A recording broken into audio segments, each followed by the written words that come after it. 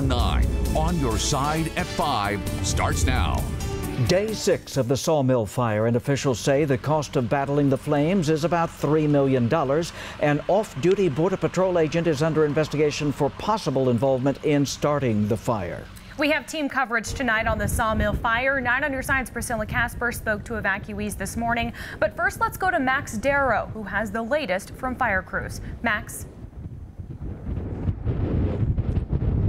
Well, Whitney and Guy, we got a good look of the damage as we were driving down State Route 83, which is open now, and what we saw was black and charred ground and could smell a thick, smoky smell still lingering in the air. What used to be a lot of grassy, rolling hills now looks like a barren wasteland in a lot of spots. The sides of the highway painted with the pinkish, reddish remnants of slurry drops, lined with burnt trees and scorched earth. The guardrails down at various points along the highway, lowering the speed limits there.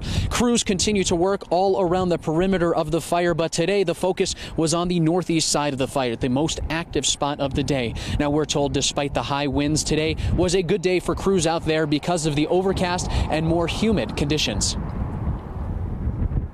If something would have kicked up, gotten outside of our lines, there's high potential for that fire to move very quickly in that large amount of grass and thatch that Stuart talked about.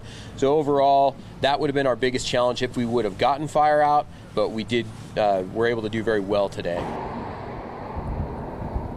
Still wind whipping through the grasslands today, gusts coming in, forcing crews to once again ground their air operations. And as we've seen all week, strong winds proving to be the biggest challenge for the more than 700 plus personnel battling this fire. Still, the fire only 40% contained. Whitney and Guy. Thank you, Max. Now let's go to Priscilla Casper with more on the areas under pre-evacuation. Yeah, good evening, Guy and Whitney. Rain Valley residents are returning back to their home after that mandatory evacuation notice lifted to a pre-evacuation. Now, one resident I spoke with says although her home wasn't threatened today, she's worried about the wind speeds picking up, that fire is going to come right near her home again. The amount of burned grass, and it was astounding. Over 46,000 acres already burned. What's left along State Route 83? Nothing but charred ground. You know how much had burned, and then where it had crossed the highway and scorched the road. It was quite something. Rain Valley resident Carolyn Hollinsworth was one of 80 residents who were told to evacuate earlier this week. She says her and her husband watched the Sawmill fire move along the mountains right in their backyard. Just all started, you know, down there, and it just kind of traveled, and we saw it actually go over the mountain, and it was really hard to breathe.